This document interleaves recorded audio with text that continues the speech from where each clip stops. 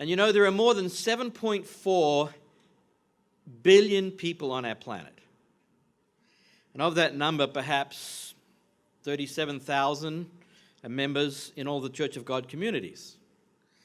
That means that at most, 1/2 of 1/10 of 1% of the world's population are currently being called to God's truth. Mr. McNeely talked about it being a calling. And of course, that percentage includes every man, woman, and even the children in all the churches of God. Why such a small number? It seems that God is using a tiny group of people to do his great work. It seems that that our strength is small. We have just a little strength. I'm going to come back to that thought a little bit later on. Does God need a huge army to do his work? Does God need a huge church? Jesus said in Luke 12, "Fear not, little flock. For it is your Father's good pleasure to give you the kingdom." He said, little flock. There are a number of parallels between the story of God's church today and the biblical judge, Gideon. We are a small flock, but doing a powerful work. And the title of today's sermon is, "For you have a little strength." For you have a little strength. And I actually have a subtitle that goes with this, "The Lord is King." And that subtitle is going to ring true as we approach the conclusion of the sermon. We're going to examine the story of Gideon from the book of Judges, but also see how it applies to us today. It's very relevant. We have 5 important points to cover, and they all come from the story of Gideon in the book of Judges, beginning in chapter 6. So yeah, we can turn over to Gideon chapter 6. Judges chapter 6. Gideon was the son of Joash from the tribe of Manasseh, and he lived in Ephraim. Now, before this time, Deborah and Barak's victory brought Israel 40 years of independence and peace. And as so often happens when we're doing well, we've got peace and things are going nicely, we tend to forget from where those blessings came.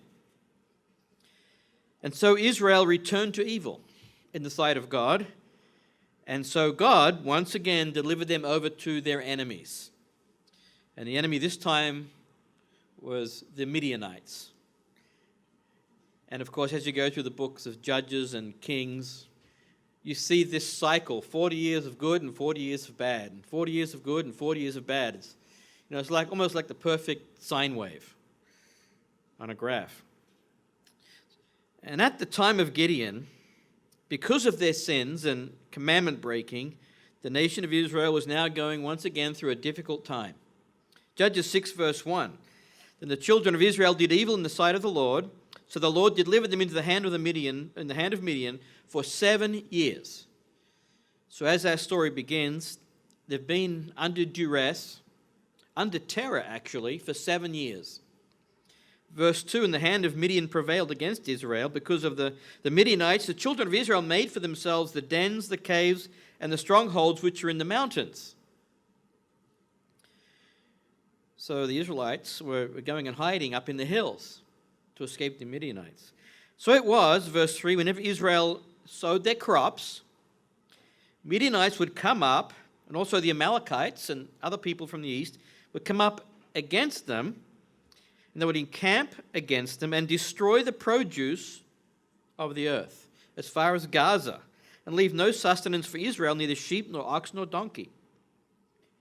In verse 6, so Israel was greatly impoverished because of the Midianites, and the children of Israel cried out to the Lord. So for 7 years, the Midianites and their allies would raid Israel during the harvest seasons, swooping down and confiscating all of their produce from the fields. And so many of the Israelites took to the hills to live in caves, no doubt because the invaders would seize food if it was down in their homes. And dwelling in hillside caves provided a place of security and some safe storage for their goods. And so this is the situation we now see as Gideon is about to come onto the scene.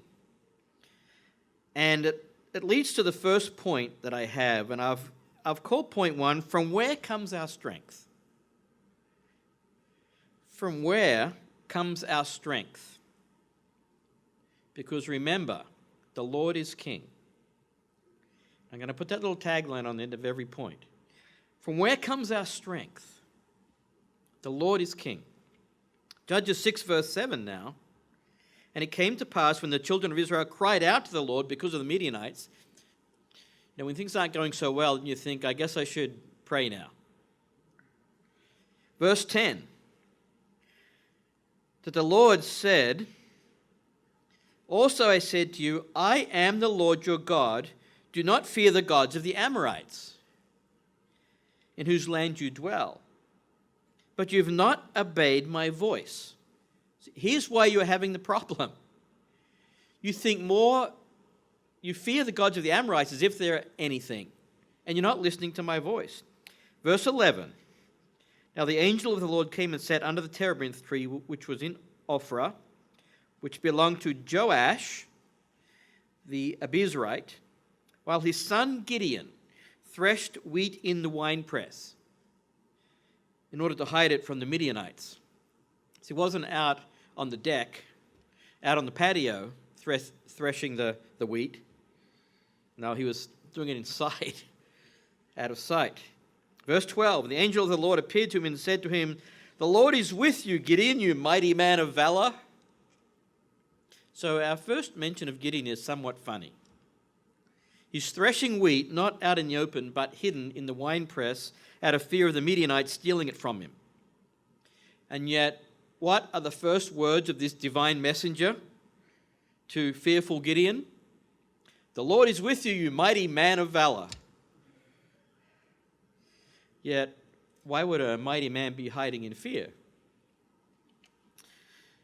But God doesn't always refer to people according to what they are, but he often names them what they will become.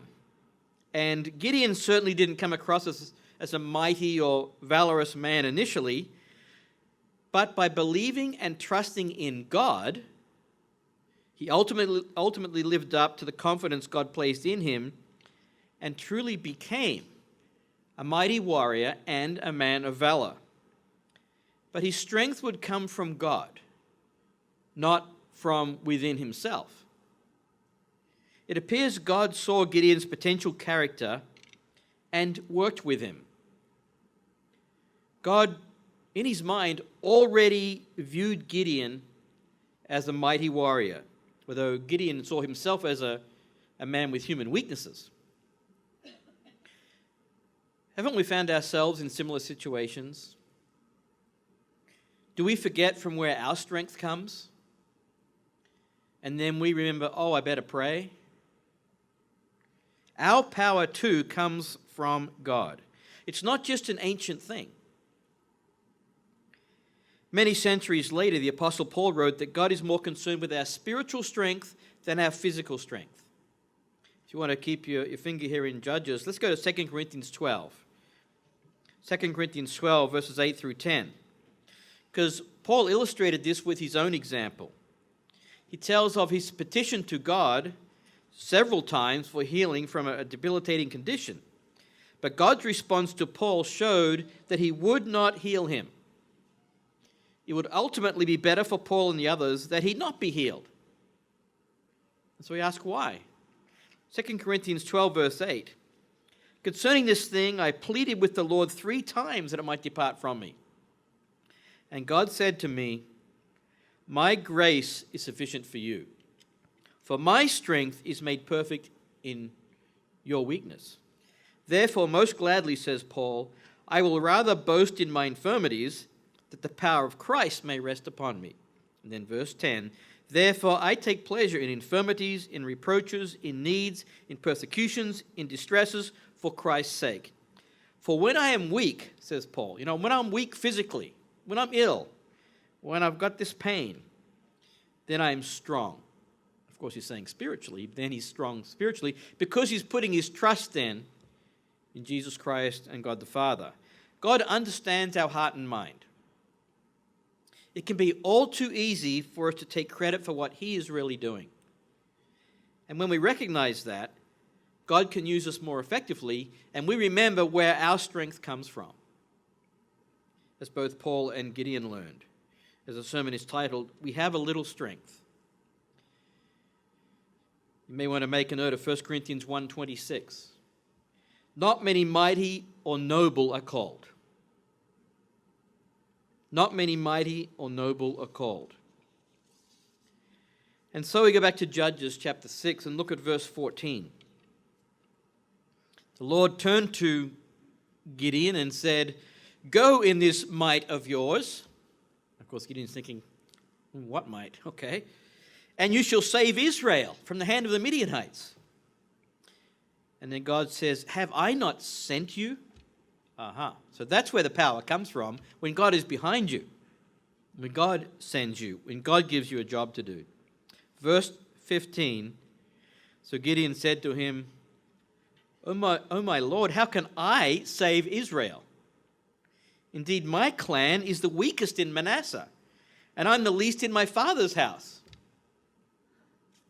Maybe he had some big brothers, and he felt kind of small next to them. So Gideon was a Manassite, but of the smallest of that tribe's clans, the Abizarites, and he himself the least in the house of his father. Maybe implying that he was the smallest or the youngest or the least important, or maybe the least thought of kid in the family. He was clearly not a man of any considerable wealth or influence. He was just a regular guy. But as we know, God often works through the unknown and apparently insignificant. Like me and you. We're not the mighty or noble ones of this world, as Paul said in 1 Corinthians chapter 1. Judges 6 verse 16 now. The Lord said to him, surely I will be with you. So remember, from where comes our strength? God says, I will be with you, and you shall defeat the Midianites as if you were just one man. The Midianites had tens of thousands of soldiers. God said, you can destroy them as if it was just you doing it, if I'm with you. Then Gideon said to him, if I found favor in your sight, then show me a sign, okay, that it really is you talking to me, God. This kind of sounds a little risky. Can you just prove it just a little bit? Verse 20, the angel of God said to him, take the meat and the unleavened bread that Gideon had brought forward, and lay them on this rock, and pour out the broth.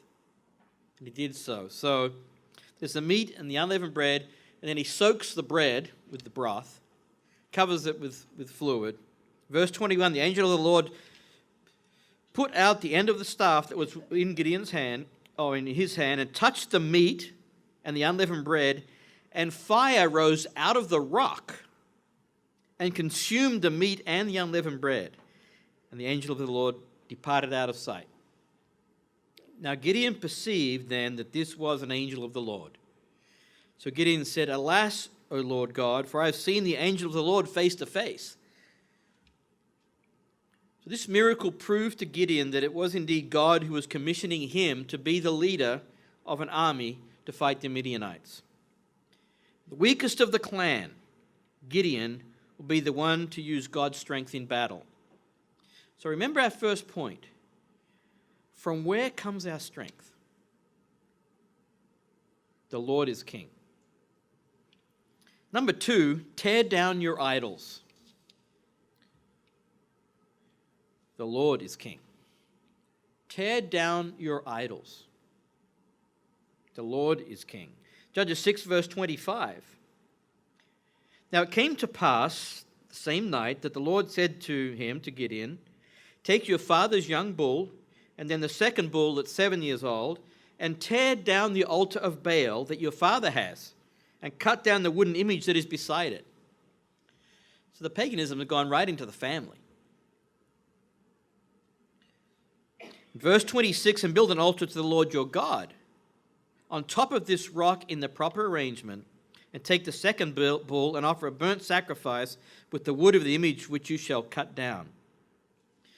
So use one bull to tear down the altar to Baal, and then the other bull was then going to be a sacrifice on the new altar that Gideon was to build for God. Verse 28, "When the men of the city arose early in the morning, there was the altar of Baal torn down, and the wooden image that was beside it was cut down, and the second bull was being offered on the altar which had been built." So Gideon's first action was to destroy the local altar to Baal. Another sign that few Israelites at this point were obeying God, because there are altars to Baal all over the place. And in the following verses of the story, when the local officials sought to put Gideon to death, Gideon's father, Joash, challenged them to let Baal punish Gideon. Let Baal do it. Let Baal prove his divinity by taking vengeance on Gideon through some supernatural means. So the officials, to save face, really had no choice but to accept the challenge. Otherwise, they'd say, well, our God can't do that. Oh, no, they had to say, okay, yeah, that's right, we'll let Baal do it. We'll let Baal punish Gideon. The challenge was clever by Gideon's dad, because it would show Baal completely incapable of taking vengeance upon anyone. Midianite, Amalekite, Mesopotamian, or even the most insignificant little man in Manasseh. And of course, nothing happened. Baal never took vengeance on Gideon. The destruction of the altar and the confounding of the Baal worshippers gave evidence to Gideon that God was on his side. This was going to work. And interestingly, the second bull here, which is the one that Gideon put on the altar, says was 7 years old. This bull was born when the Midianite affliction began. And just as the bull was sacrificed and died, so too would the 7-year reign of Midianite terrorism end. It had been going on for 7 years. So we know that we don't all have idols in our homes that we kneel down to and worship. But today there are other things that come between us and God that may be in our home or near our place that cause us to be part of the world, to be separate from God, to put up a barrier. Look at 2 Corinthians 6. I'd like to go back to 2 Corinthians, this time to chapter 6. Read verses 14 through 17. Because Paul was telling the Corinthians, who of course were in the midst of a pagan society, 2 Corinthians 6:14, "Do not be unequally yoked together with unbelievers. For what fellowship has righteousness with lawlessness?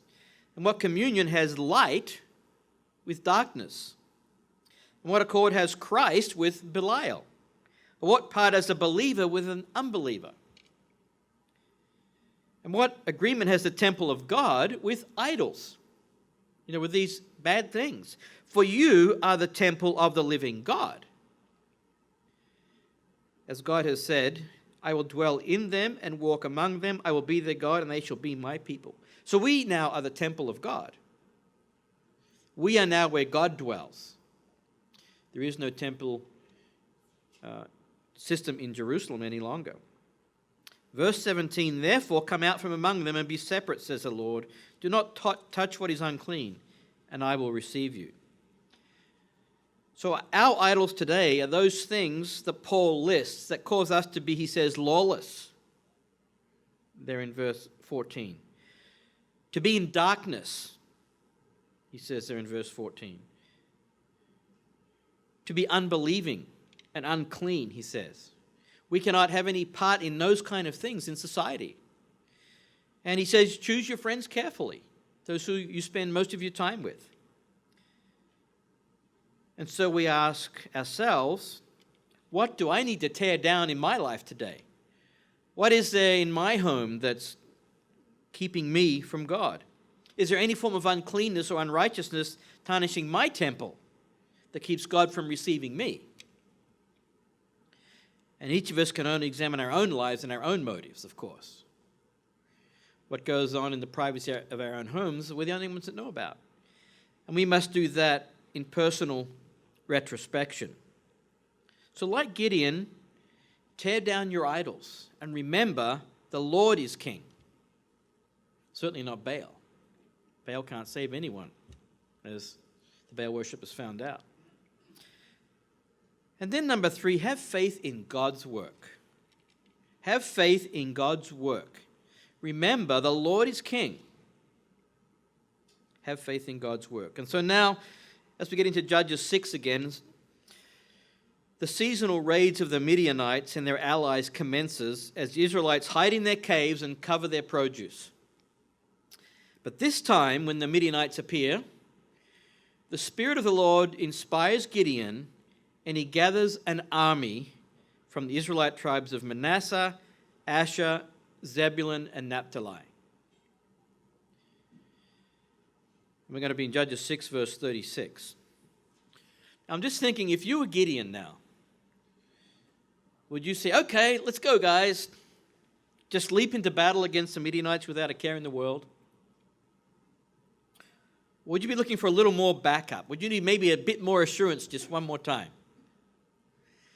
I mean, sure, fire came out of the rock, devoured the bread and the meat, but yeah, maybe I need a bit more assurance. Verse 36, so Gideon said to God, if you'll save Israel by my hand, as you've said, verse 37, look, I'll put a fleece of wool on the threshing floor.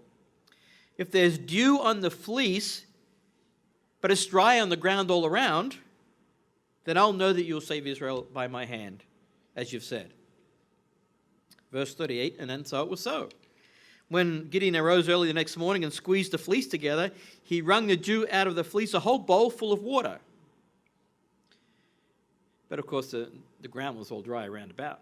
So verse 39, Gideon said to God, okay, now don't get angry with me, but let me try this again. Let me test, I pray, just once more with the fleece. Let it now be dry on the fleece, and let the ground be all wet. So God did so that night. It was dry on the fleece only, but there was dew on all the ground. So we ask, is it proper to repeatedly ask for divine assurances? No, not necessarily wrong. And this is not a unique situation. Balaam in Numbers 22, 23, and 24 makes repeated requests of God. Abraham made repeated requests of God. And now we see Gideon here seeming to be a reluctant warrior. But that's not necessarily wrong. Because after all, let's be careful before we go into battle and start destroying lives. Let's make sure God is on our side. We certainly would not want to act alone. But the Spirit of God had come upon Gideon, and he had as yet new faith. He was still learning and growing, so he asked for these two opposing signs from God, that God would truly deliver Midian into his hands. And while this was probably for Gideon's own sake, the evidence of these signs would also show the rest of the Israelites that God truly had chosen Gideon here now to fight the battle. Word would have got around about these miracles. So God performed the famous fleece signs. And we must remember the success of the enterprise was not going to come from Gideon's strength, but from God's strength. We know where our strength comes from. That was our first point. So the signs were given, and Gideon was emboldened. And he now had faith in the work that God was about to perform. What work has God given his disciples today? What are we about each day as we prepare to be sons and daughters in God's kingdom, to be the bride of Christ at Christ's return? One of my favorite passages is Mark 16. Mr. McNeely was in the previous chapter about preaching the gospel. Mark 16. verses 14 through 15. This is after Jesus had been resurrected and now had come back to see the disciples another time before he would finally go to heaven for the near future, and for the rest of our known history. So Christ appeared to the 11 as they sat at the table. Mark 16, verse 14. And he rebuked their unbelief and hardness of heart because they did not believe those who had seen him after he'd risen. He said to his disciples, have some faith. I told you this would happen and you don't even believe it. So he rebuked them, and then he said to them, verse 15, so get up from the table, go into all the world and preach the gospel to every creature, to everyone. And we too must have faith in the work God is doing in us today and in his church today. And the spiritual successes we may have in this lifetime do not come from our own strength, either individually or collectively as a church, but from God's Spirit in us. It's God in us that makes this possible. And so have faith in God's work, as Gideon too came to see that God was with him and was working with him. Have faith in God's work and remember, the Lord is King. And then fourthly, God makes our small work powerful. God makes our small work powerful. Because remember, the Lord is King. So Gideon set out with his army of 32,000 soldiers to drive the Midianites from the land. We're going to go back to now Judges chapter 7, beginning in verse 2. So they're going to drive the Midianites out of the land. Let's stop this pilfering of our food, them taking our crops, taking our oxen, and let's get rid of them. God is with us. Judges 7 verse 2, the Lord said to Gideon, the people who are with you are too many for me to give to the Midianites into your hands, lest Israel claim glory for itself, saying, my own hand has saved me. So there's a further lesson now to come to Gideon. Now therefore proclaim in the hearing of the people, saying, whoever is fearful and afraid, let him turn and depart at once from Mount Gilead. So 22,000 people went home. Said, yeah, we are a little too scared right now. And 10,000 remained. Okay, says Gideon, I got 10,000. The odds aren't looking too good, actually. Because there are tens of thousands of Midianites and Amalekites and Vegemites and all the others. And I've only got 10,000 left because a whole bunch just went home scared. The Lord said to Gideon in verse 4, yeah, but you've still got too many. Bring them down to the water and I'll test them for you there. And so in verse 5, he brought the people down to the water, and the Lord said to Gideon, everyone who laps from the water with his tongue as a dog laps, you shall set him apart by himself. Like everyone else, likewise everyone who gets down on his knees to drink. So God instructed Gideon to bring the army down to a stream or a pool here. And you know the story. There Gideon was to separate the men into two groups. Those who scooped water in their hand and brought it up to their mouth, and those who got down on all fours to drink by placing their face down near the water. Those who scooped the water up to their face numbered 300. And those were the 300 men whom God chose. There's all kinds of, questions from the Bible commentators as to why that would be. Some think, well, if you're down on all fours with your face in the water, you can't really see if the enemy's coming. But if you're kind of standing up and scooping the water up to your face, you can kind of keep an eye out. Anyway, the ones that were standing up more, that lifted the water up to their faces, were the ones that God chose. So Judges 7 verse 12. Now the Midianites and the Amalekites, all the people of the east, were lying in the valley as numerous as locusts, and their camels were without number as the sand by the seashore in multitude. So it was a scary sight. It was a gigantic army that was kind of occupying the land. and about to come back and steal the crops another time. And when Gideon had come, so Gideon actually snuck into the Midianite camp one night. There was a man telling a dream to his companion. So one of the Midianites was whispering to his buddy. And the Midianite said, "I've had a dream. To my surprise, a loaf of barley bread tumbled into the camp of Midian. It came to a tent and struck it, so that it fell and overturned, and the tent collapsed." And then the Midianite companion said, "This must be nothing else but the sword of Gideon, the son of Joash, a man of Israel. Into his hand God has delivered Midian and the whole camp." So what we see here, I'm not reading every verse, is Gideon and his servant, Purah, spying on the Midianites. And they hear their enemy being told of a dream in which a loaf of bread destroys them all. And so the Gideon figures it must be a prophecy then of their impending doom at his hand. So emboldened, Gideon sneaks back home to tell the Israelites that he's now convinced that God is going to have them win the battle. And verse 16, he divided the 300 men into 3 companies, and he put a trumpet into every man's hand, and with empty pitchers and torches inside the pitchers.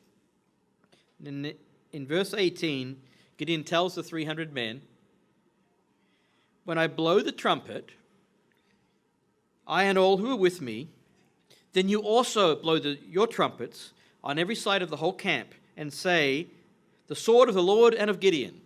That'll be the chant, okay? Verse 19, "So Gideon and the 100 men who were with him," that's 1/3, "came to the outpost of the camp at the beginning of the middle watch, just as they had posted the watch. And they blew the trumpets and broke the pitchers that were in their hands. Then the 3 companies, all 300 men, blew the trumpets and broke the pitchers. They held the torches in their left hands and the trumpets in their right hands for blowing. And they cried, 'The sword of the Lord and of Gideon.'" Verse 21, "And every man stood in his place all around the Midianite camp, and the whole army ran and cried out and fled. And when the 300 blew the trumpets, the Lord set every man sword against his companion throughout the whole camp, and the army fled to Beth Acacia towards Arara as far as the border of Abel Meholah by Tabat." So this actually was an interesting strategy that Gideon used, because normally only the commander of a body of men would have a horn and a torch, just the leader. So the sound of 300 horns, the sound of 300 torches made it appear in the dark like Israel had a huge army. And the sound of 300 clay pitchers breaking all at once would have reverberated down through the valley and sounded like the clanking of lots of military armor and swords. And the sight of the torches and the sound of the Israelite horns and shouting terrified the Midianites, who imagined a huge army bearing down on them. It was every man for himself after that. Men leaping up out of their tents without their clothes on, without their armor on, without their battle gear. And in the confusion, in the dark, they started killing each other, thrashing around with their swords in the darkness. The Midianites, the Amalekites, the Mesopotamians slaughtered each other in the dark in their panic and desperation. So God, by the most insignificant man in the tribe of Manasseh, from the smallest of clans in the tribe, led an insignificant troop of men through little human strength and wrought a great victory for Israel. And then there was peace for 40 years. Reminds me of the account of rebuilding the temple in the time of Zerubbabel. It's in Zechariah chapter 4. If you want to turn over there with me, I'll read it to you. Because God's power can do a lot with our little strength. Remember this point, for is God makes our small work powerful. Zechariah 4 verse 6 So he answered and said to me, "This is the word of the Lord to Zerubbabel." Here's what God says. "Not by might nor by power, but by my Spirit, says the Lord of hosts." The strength to do anything like this, whether it was Zerubbabel rebuilding the temple, whether it was Gideon fighting battles, or whether it's our work today as Christian soldiers, the power comes through the Spirit of God. In verse 10 of Zechariah 4, "For who has despised the day of small things?" Who despises the small work of Gideon, or who today despises what seems to be a small work of the church? 1/10 of half of less than 1%, whatever I said, Let's go back and read that again to see what it was. It's a tiny, tiny figure out of 7 billion people on this earth. So even for us today, God makes our small work powerful. And remember, the Lord is King. And now the fifth point. God is and will be King. God is and will be King. The Lord is King. And now we get to the crux of the story for this sermon in Judges chapter 8. Because God is our King. We report to no other spiritual power. Judges 8 verse 22. After this great victory, just a small band of men against tens of thousands of other soldiers, the men of Israel then said to Gideon, "Rule over us,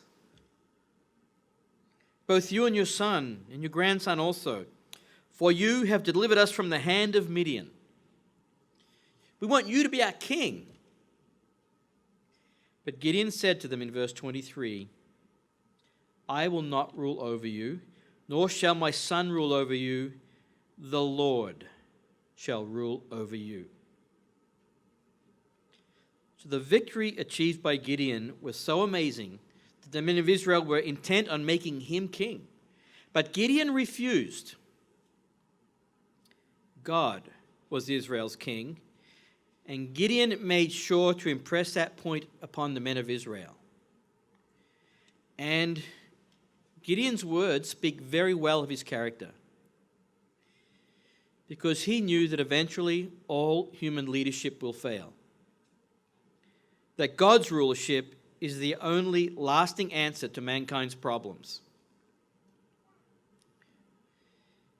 It reminds me of our current US political scene. In watching portions of the convention speeches last week, I was struck by the way the delegates were chanting for a new leader. Literally chanting for a new leader. It was like ancient Israel. We want a king. We want a person to lead us through our troubles. Rule over us. And as some commentators said, when you saw the image on the screen with the presumptive nominee at the lectern and this giant image of him back behind, was reminiscent of pre-World War II or something. It's crazy,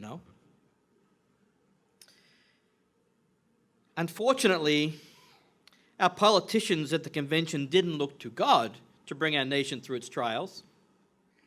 No, they looked to a prominent, wealthy man, like a king, to save us all.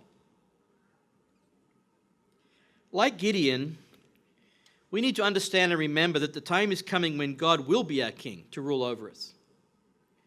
It will become a reality. Jesus Christ will return and reign on this earth in the kingdom of God. And all of humanity will then have Christ as king, as Lord over all the other lords, as a leader over all the other governments. Gideon knew that only God could exercise fair judgment on mankind. And human history has certainly proved that to be true. But we all do need strong, faithful, godly human leaders, without a doubt.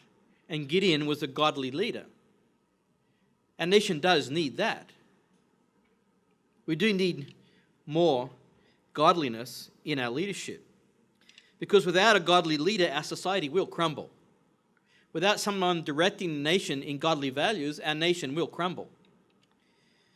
And here's an alarming warning in Judges 8:28 as we read on.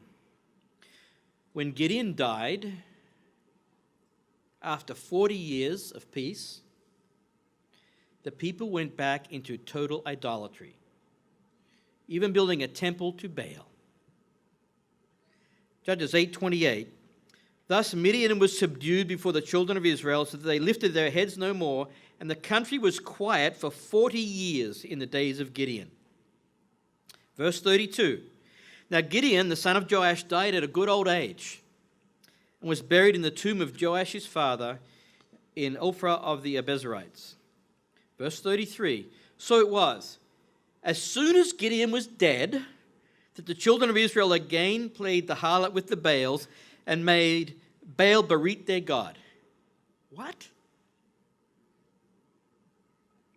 Verse 34, thus the children of Israel did not remember the Lord their God, who had delivered them from the hands of all their enemies on every side, nor did they show kindness to the house of Gideon. That Jerubbaal there is another name for Gideon that his dad gave him. They didn't even honor and respect the legacy that Gideon left in accordance with the good he had done for Israel. It's kind of a sad ending, don't you think? Kind of reminds me of Josiah. He was a great king, and he died prematurely in battle. Why don't we learn from our mistakes? Why don't we learn from where our power truly comes? Why don't we remember who our king is? God is very much with the church today, in spite of its size. God makes our small work powerful. He is doing a powerful work. We must never forget that. We must learn from our own history. Look at Revelation chapter 3 as I wrap this up for you. John writes this in his message to the church in Philadelphia, in Revelation 3, verse 8. Christ wants us to do his work and go through the open doors he gives to preach the good news of the kingdom of God. He wants us to put Christ as our king and persevere, even if we are a small Gideon-like flock. Revelation 3:8. Christ says, I know your works, Philadelphia. See, I have set before you an open door and no one can shut it. He said, I've given you the wherewithal to do this job. For you have a little strength, have kept my word, and have not denied my name. So he says, go through that open door, because no one will shut it. And I've given you a little strength. So keep my word. Don't deny my name. Do it. Verse 10. Because you've kept my command to persevere. Because of that, I'll also keep you from the hour of trial, which shall come upon the whole world to test those who dwell on the earth. He says, you're going to win. So persevere, you're going to win. And I'm going to look after you. Verse 11. Behold, I am coming quickly. Hold fast what you have, that no one may take your crown. He says, stick to it, and you'll claim your reward. Because he who overcomes, I will make a pillar in the temple of my God, and he shall go out no more. And I'll write on him the name of my God, and the name of the city of my God, the new Jerusalem, which comes down out of heaven from my God. And I'll write on him my new name. That's when we truly become spiritual beings in the family of God. But notice in verse 8, as we go through that open door that no one can shut, it says, for you have a little strength. But it doesn't say you have no strength. We do have strength, a little strength, kind of like Gideon's army. But where does the power come from? It's not in numbers. I often pray and ask God to give us just a little bit more little strength, you know. A little more little finances. A few more few members. A few more few personal appearance campaign attendees. Instead of 20, maybe 22, a few more. And a few more few BT responses to the program each week. We do have a little strength, and we can build on that strength. But ultimately, our strength does not come from money or numbers. It comes from God. God is and will be king. Remember, the Lord is king.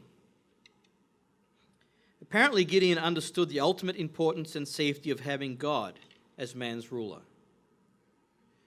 Gideon knew the Lord was his king. He knew this was a far better outcome than being forced to endure the fickleness of human nature and inbred vanity and pride of human leaders. Gideon knew that God is always merciful, patient, graceful, and just toward us human beings, because humans are seldom so. Gideon's humble, visionary attitude made him a man of valor before God and a hero in the eyes of his nation. And Gideon, who was the least in his tribe, in his family, proves to us that through the faithfulness of a few, many can be delivered and become victorious.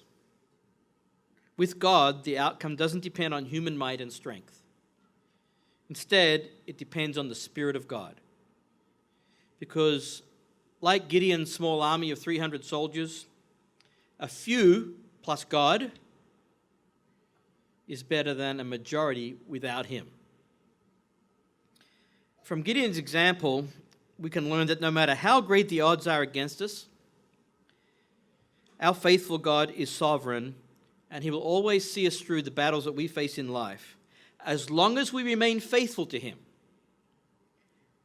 faithful to his calling, and obedient to his commands. Revelation talks about those who become resurrected as being those who kept the commandments of Christ.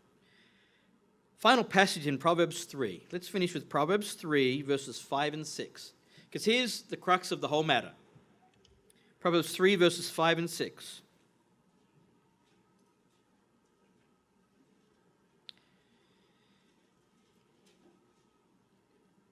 It doesn't say trust in yourself. It says, trust in the Lord with all your heart. And that's what Gideon then was shown how to do. Trust in the Lord with all your heart and lean not on your own understanding. In all your ways, acknowledge him, and he shall direct your paths. So remember who gives you your strength. Remember from where your strength comes. Remember how our little work can go far. And in the story of Gideon, we come to see how God uses ordinary people like you and me, like Gideon, to accomplish great things. Great things which are according to God's planning.